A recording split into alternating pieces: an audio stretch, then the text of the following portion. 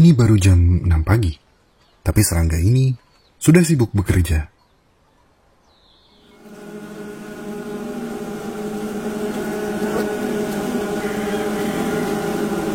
T-minus 90 seconds and counting. All systems are go. We're about 90 seconds to the launch of Space Shuttle Discovery.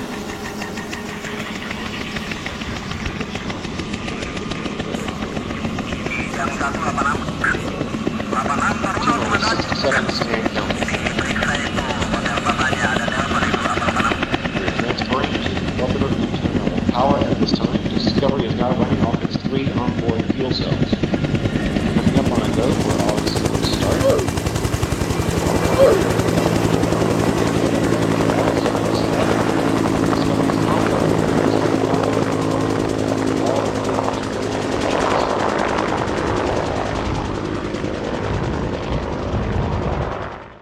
Sementara, niat saya untuk menjadi morning person lagi-lagi tertunda.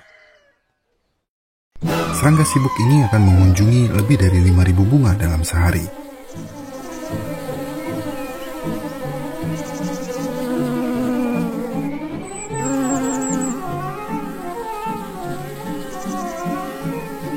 Saya nggak kalah sibuk.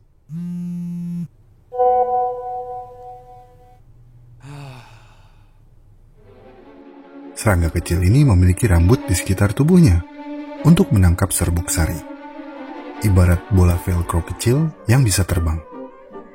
Sepertiga tanaman di planet bumi nggak akan bisa selamat tanpa mereka. Termasuk tanaman yang kita panen hasilnya.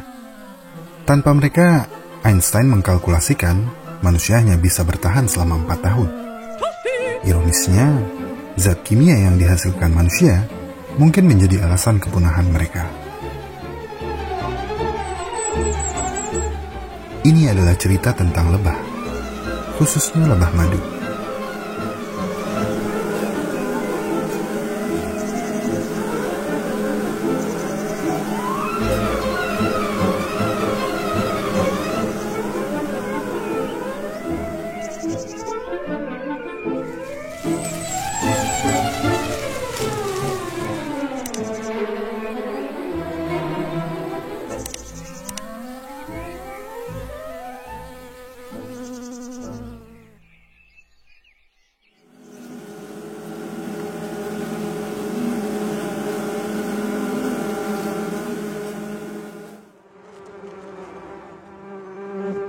Ada hampir 20.000 spesies lebah yang diketahui, yang terbagi menjadi 7 hingga 9 famili yang berbeda. Mereka dapat ditemukan di setiap benua yang berisi tanaman berbunga yang perlu diserbuki serangga. Meskipun lebah bukanlah serangga pertama yang menyerbuki bunga, mereka berevolusi menjadi yang paling efisien. Dan dalam tugas serbuk menyerbuki ini, mereka jagonya. Metamorfosis lebah termasuk ke dalam metamorfosis sempurna, dengan mengalami 4 fase dan perubahan fisik mencolok pada setiap fasenya.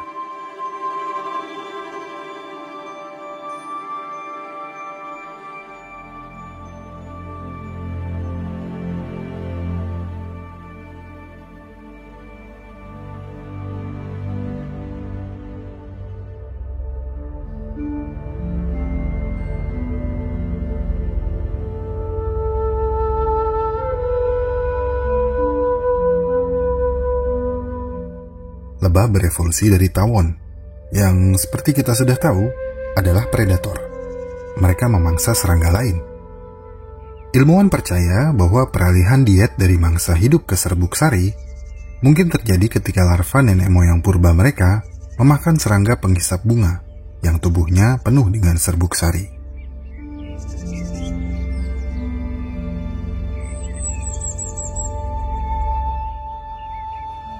Ketika lebah berevolusi menjadi penyerbuk yang sangat efisien seperti sekarang, begitu pula dengan bunga yang mereka serbuki. Untuk melindungi serbuk sari, bunga mengembangkan tabung yang lebih panjang. Lebah pun mengimbanginya dengan mengembangkan lidah yang lebih panjang untuk mengekstrak nektar. Sebagai insentif, bunga memberikan nektar yang lezat.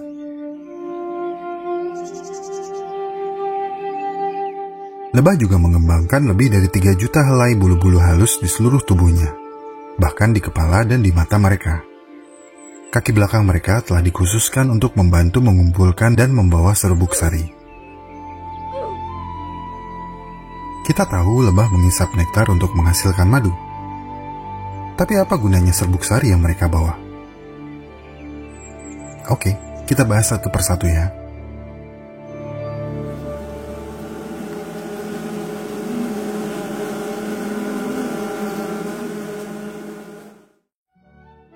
Pertama, madu. Bagaimana lebah bisa menciptakan madu?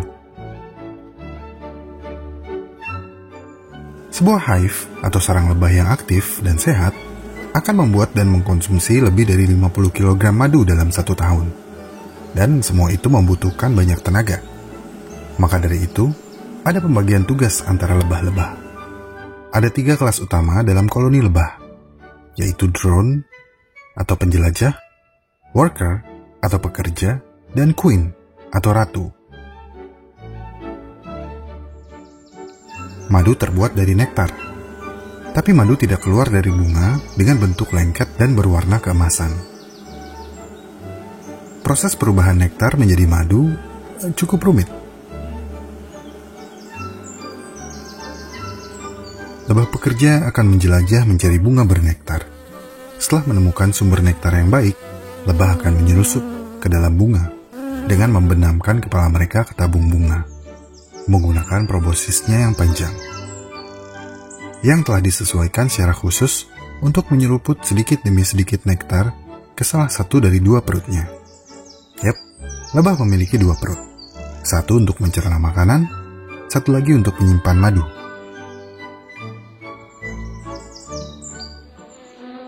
Seekor lebah mungkin harus menghisap lebih dari 1000 bunga untuk mengisi perut madunya dengan nektar, yang jika terisi penuh, beratnya bisa hampir sama dengan berat lebah itu sendiri. Dalam perjalanan kembali ke sarang, enzim pencernaan di dalam perut mereka sudah bekerja untuk mengubah nektar menjadi cairan manis berwarna emas.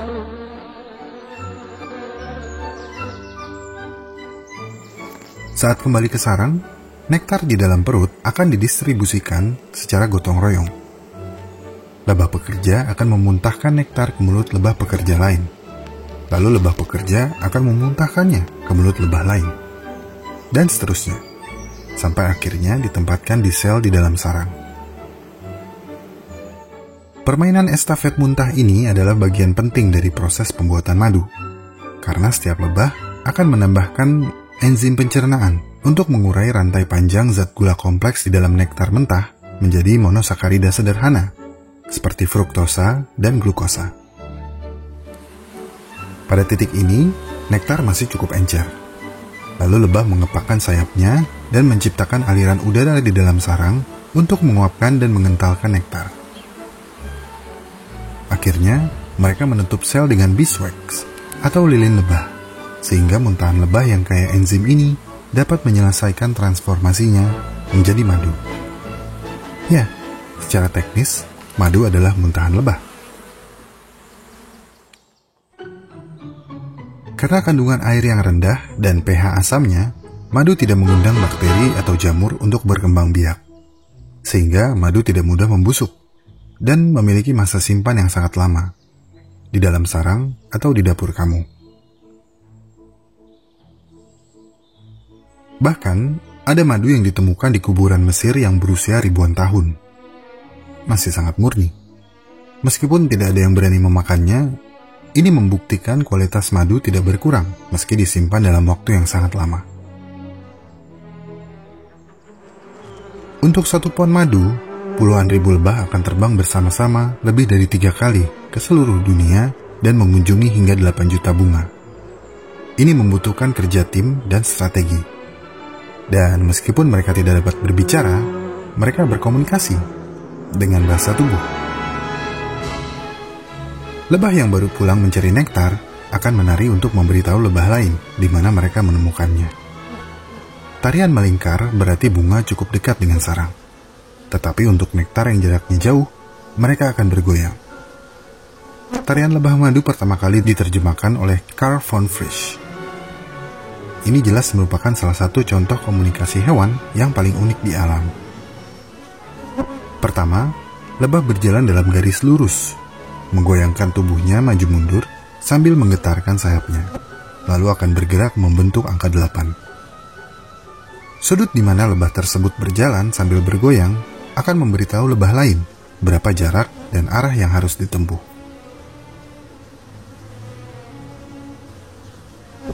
Semakin lama goyangannya, semakin jauh jarak yang harus ditempuh.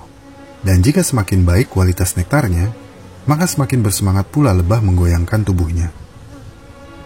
Jika itu belum cukup mengagumkan, mereka dapat menyimpulkan arah tujuan dan waktu tempuh dengan membaca polarisasi cahaya matahari di langit. Itu tentang proses pembuatan madu. Sekarang, apa manfaat serbuk sari bagi lebah?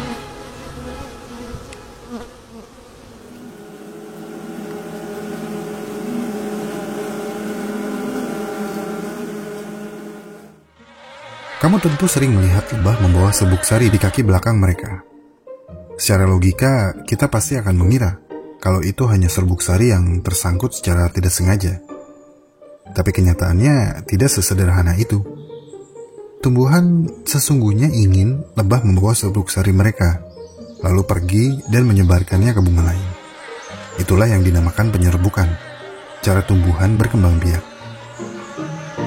Tapi lebah juga perlu membawa pulang serbuk sari yang mereka temukan, dalam jumlah yang banyak kalau bisa. Karena serbuk sari adalah makanan yang kaya protein untuk mereka. Untungnya, mereka dilengkapi dengan peralatan yang tepat. Tubuh lebah berbulu halus. Di sini, di kakinya, bulu-bulu halus ini dibentuk menjadi semacam sikat dan sisir. Saat lebah mendarat di bunga yang mekar, ia benar-benar terjun, masuk ke dalam bunga, hingga tubuhnya ditempeli banyak serbuk sari. Kelihatannya memang tidak disengaja, karena seperti yang kita tahu, lebah hanya ingin mencari madu. Tapi serbuk sari yang menempel di tubuhnya tidak akan ia sia-siakan. Ia membersihkan semua serbuk sari yang menempel dari mata dan antenanya dengan sikat di kaki depannya, seperti wiper mobil. Lalu dia memindahkan serbuk sari dari kaki ke kaki, seperti conveyor belt, dari depan, lalu ke tengah, lalu ke belakang. Lebah melakukan ini semua dengan sangat cepat. Saat ia terbang dari bunga ke bunga, ia memindahkan serbuk sari ke dalam kontainer khusus di kaki belakangnya, yang disebut corbiculae. Dia menekuk kakinya untuk meremas serbuk sari, membentuknya menjadi bola, dan memadatkannya dengan sedikit air liur dan nektar. Ada sekitar 160.000 butir serbuk sari dalam setiap bola. Itu adalah sepertiga dari berat tubuhnya. Di sarang, persiapan membuat makanan akan segera dimulai. Tapi serbuk sari bukan untuk membuat madu. Madu dibuat dari nektar. Mereka memakan madu untuk mendapatkan gula. Serbuk sari akan diubah menjadi sesuatu yang sama sekali berbeda. Diolah dengan sedikit madu menjadi bee bread atau roti lebah. Ini adalah sumber protein mereka. Roti ini baik dikonsumsi untuk lebah dewasa maupun bayi lebah yang dalam masa pertumbuhan. Dan seperti madu, roti ini pun memiliki masa simpan yang lama. Cemilan sehat bagi lebah dewasa dan calon lebah di masa mendatang.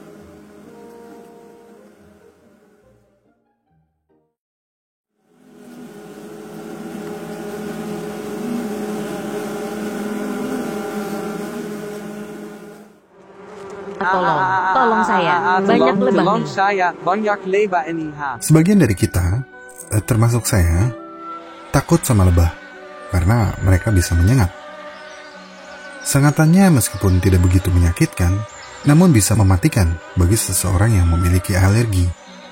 Dan meskipun secara luas diyakini bahwa lebah madu akan mati setelah menyengat, ini tidak sepenuhnya benar. Sengat lebah madu hanya akan terlepas dari perutnya jika kulit korban cukup tebal, sehingga duri menempel terlalu dalam. Ini terjadi pada kulit dari sebagian besar mamalia. Namun pada serangga lain, mereka dapat menyengat tanpa membahayakan dirinya sendiri. Sebenarnya jawabannya cukup simpel. Penyebab lebah mati setelah menyengat manusia adalah karena mereka kehilangan bagian perut dan saluran pencernaannya, ditambah otot dan jaringan sarafnya yang ikut tertarik bersama dengan sengatnya.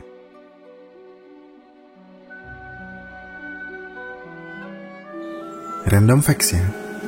Meskipun kita cenderung menganggap lebah sebagai serangga komunal, pada kenyataannya hampir 90% lebah adalah soliter atau hidup menyendiri. Kebanyakan lebah soliter bersarang di dalam tanah atau lubang di batang pohon, dan biasanya tidak menghasilkan madu atau wax. Kebanyakan lebah soliter tidak memiliki sengat dan umumnya tidak berbahaya. Tapi kalau saya sih masih tetap takut. Permisi, paket.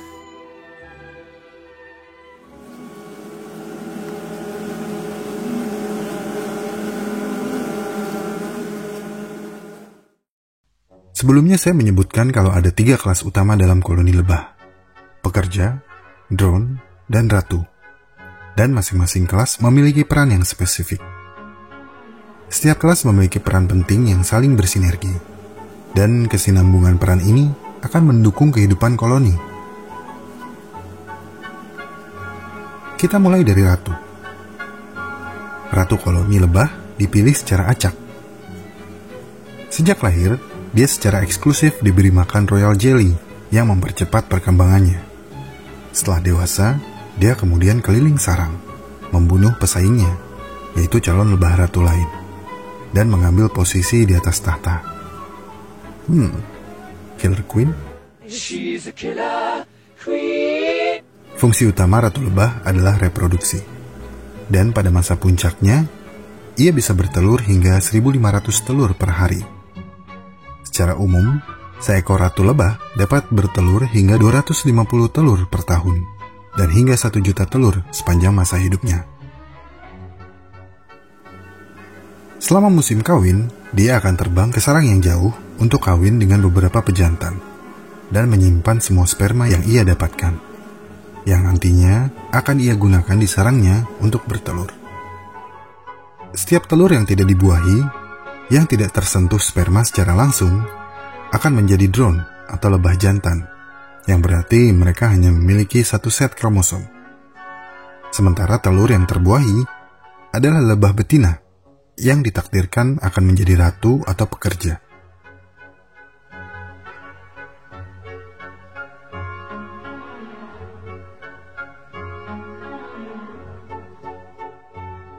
Tapi apa yang membuat kebanyakan lebah betina menjadi pekerja, sementara hanya segelintir yang menjadi ratu? Semua ditentukan dari makanan saat mereka masih dalam tahap larva. Makanan larva lebah yang spesifik akan mengaktifkan pemrograman genetik yang mengubah seluruh takdirnya. Setiap larva lebah pada awalnya diberi makan makanan yang kaya nutrisi, yang disebut royal jelly. Tapi setelah beberapa hari, makanan bayi lebah pekerja akan dialihkan ke campuran serbuk sari dan madu. Yang disebut apa? Ya, betul, bee bread atau roti lebah.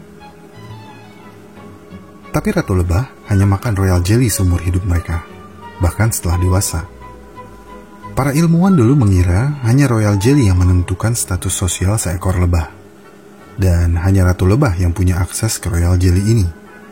Tapi baru-baru ini, mereka menemukan bahwa satu zat kimia dalam roti lebah adalah alasan yang membuat lebah pekerja tetap steril.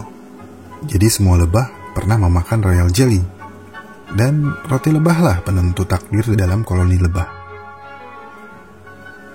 Fungsi sekunder ratu lebah adalah menghasilkan feromon, yang memberikan perekat sosial, pemersatu di antara koloni yang membentuk fisiologi dan perilaku lebah lainnya.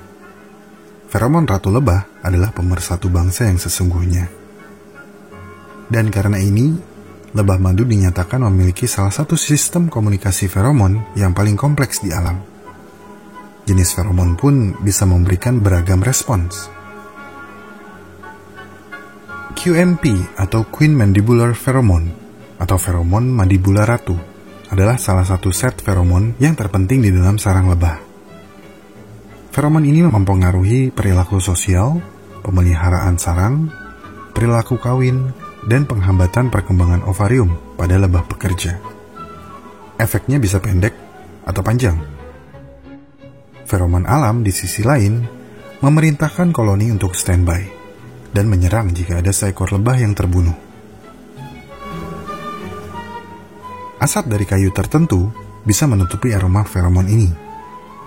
Itulah sebabnya para petani madu menggunakan asap untuk menenangkan koloni lebah.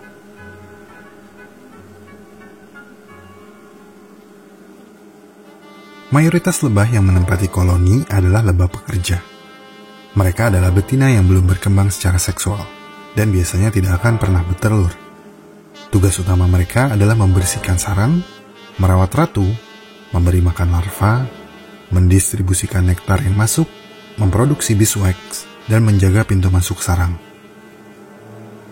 Ratu lebah boleh saja memegang tahta, tapi lebah pekerja adalah tulang punggung dari koloni lebah.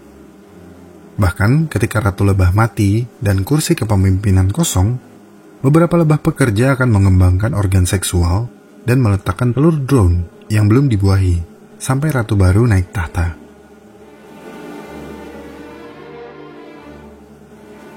Akhirnya kita sampai ke lebah drone. Lebah drone adalah lebah jantan dalam koloni. Mereka tidak memiliki penyengat dan penampilannya tidak seperti kebanyakan lebah yang sering kamu lihat. Lebah jantan hanya hidup selama beberapa bulan dalam setahun. Mereka terlihat agak aneh, dengan mata besar mereka yang membentuk hampir dari seluruh kepala mereka. Mereka memiliki mata besar untuk melihat ratu saat terbang. Satu-satunya tugas lebah drone adalah reproduksi. Mereka menyebarkan gen di dalam dan di luar koloni mereka. Mereka meninggalkan koloni setiap hari untuk mencari calon ratu baru yang ingin kawin. Enak ya? Mau kondo? Modal konsisten doang. Meskipun kelihatannya lebah drone paling ringan kerjanya, tapi nggak ada perasaan iri atau dengki. Karena semua sudah digariskan sebelum mereka dilahirkan. Dan ini semua menghidupi koloni. Nggak disangka ya, kumpulan lebah di dalam sarang bisa serumit itu.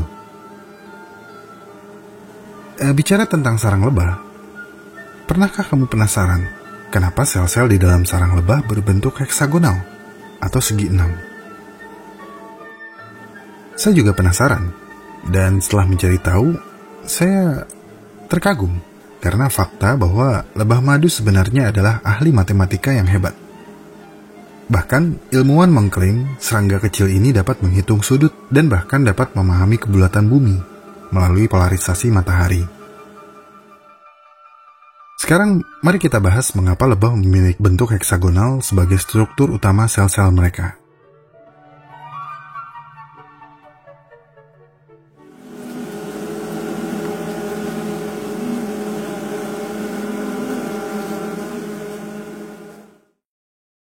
Sama seperti manusia, lebah membutuhkan makanan dan tempat berlindung untuk bertahan hidup. Maka dari itu, lebah membuat sarang. Sarang tersebut tidak hanya menjadi rumah lebah, tapi juga berfungsi sebagai tempat penyimpanan madu. Tapi untuk kelangsungan hidup yang lebih efisien, lebah madu harus menyempurnakan desain arsitektur sarangnya. Kita sering melihat bahwa sarang lebah dibangun dari sel-sel heksagonal yang padat, yang saling menopang satu sama lain. Dari semua bentuk yang memungkinkan, mengapa lebah madu memilih bentuk yang ini? Untuk mengerti akan hal itu, kita perlu berpikir seperti lebah. Lebah membutuhkan tempat yang aman bagi seluruh koloninya untuk hidup.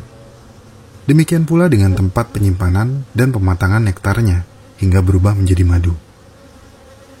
Ini berarti ada kebutuhan untuk efisiensi ruang yang cukup serius, yang harus dipikirkan dengan matang.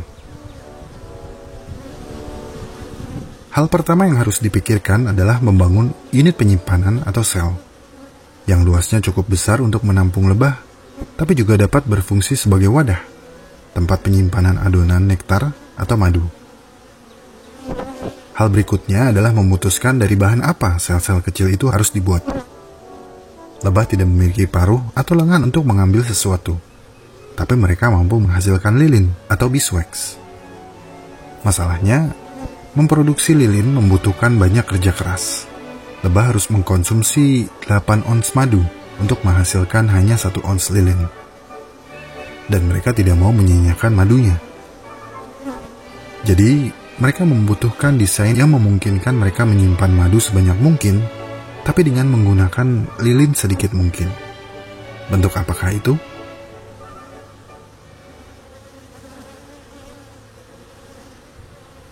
Mari kita berandai-andai. Kamu adalah lebah pekerja yang kuliah jurusan arsitektur. Dan lagi ada kelas matematika. Terus kamu tanya ke Pak Habel, dosen geometri.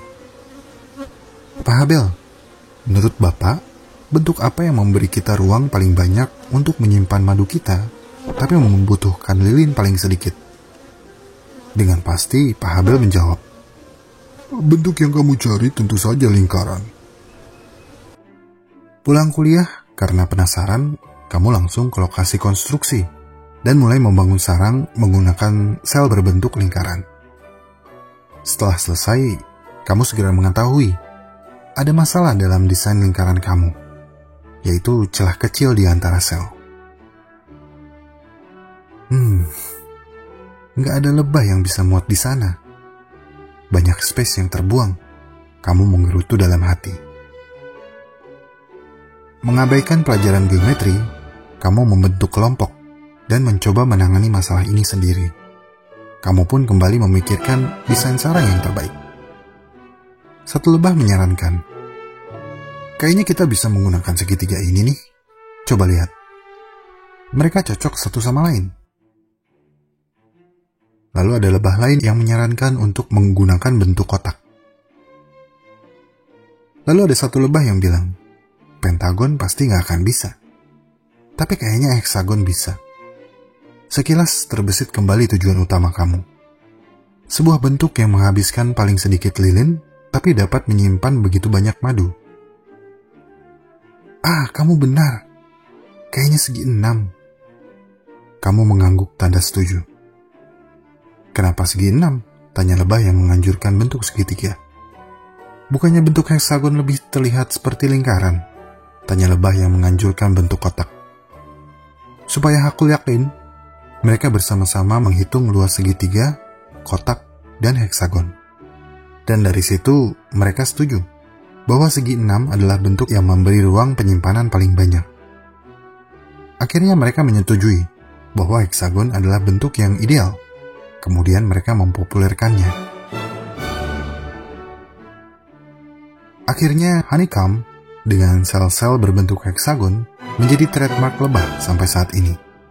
Bentuk ini mungkin saja merupakan hasil dari trial and error dalam sejarah evolusi yang cukup lama. Namun semua itu terbayar.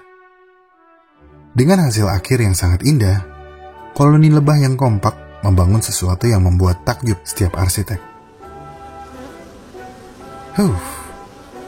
Kita telah membahas fisiologi dan penataan koloni. Sekarang, mari kita selami hubungan manusia dengan lebah.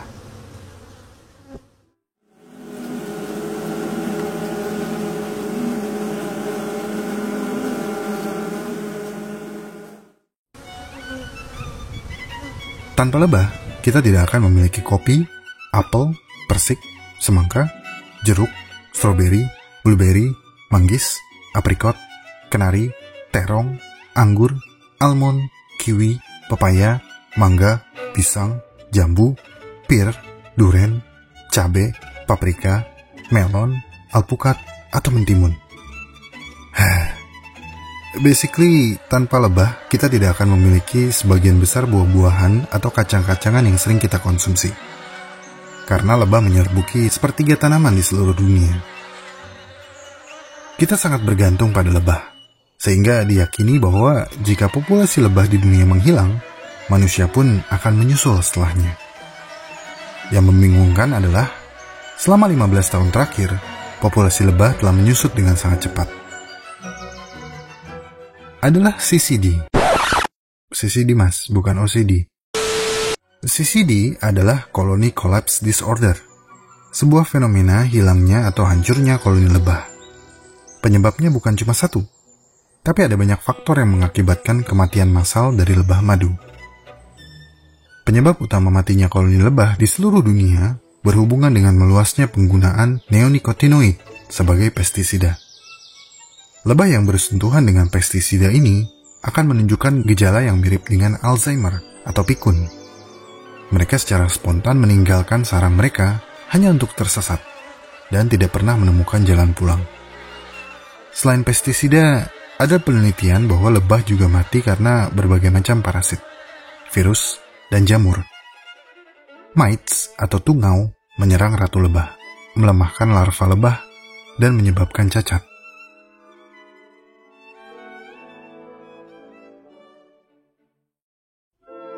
Last but not least, pemanasan global dan perubahan iklim yang secara langsung mempengaruhi proses penyerbukan dengan mengganggu waktu mekarnya bunga. Saat suhu global meninggi, bunga akan mekar lebih awal sebelum lebah memiliki kesempatan untuk melakukan penyerbukan. Dan ketika lebah akhirnya melakukan penyerbukan, nektar yang tersedia sangat terbatas, dan persaingan untuk sumber daya berharga ini menjadi lebih ketat. Ini adalah masalah yang sangat serius, dan mungkin akan segera menjadi kenyataan.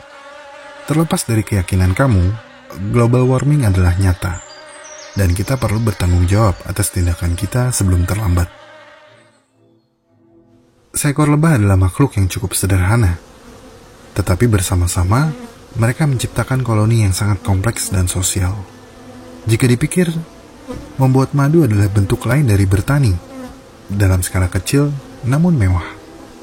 Dan lebah melakukan itu sambil menyerbuki sebagian besar tanaman berbunga di dunia. Luar biasa sekali serangga kecil ini. Salam hormat juga saya berikan kepada peternak lebah, karena mereka secara langsung membantu mempertahankan populasi lebah dan mendapat madu dari jerih payahnya. Sebuah kerjasama yang cukup manis. Dari lebah kita belajar bahwa sesuatu yang dikerjakan bersama-sama akan menjadi lebih ringan.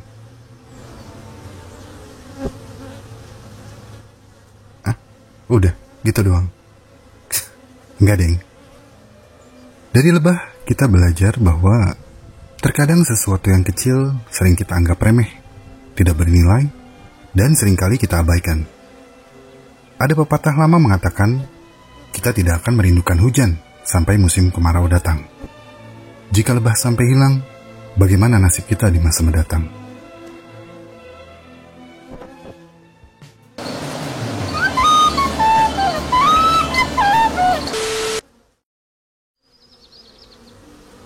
Terima kasih telah menonton sampai menit ini. Saya sangat-sangat menghargai support yang teman-teman berikan kepada Alam Semenit. Untuk teman-teman yang baru subscribe, selamat bergabung. Semoga apa yang disajikan Alam Semenit bisa membawa manfaat bagi kita semua. Dan kita akan ketemu lagi di video mendatang.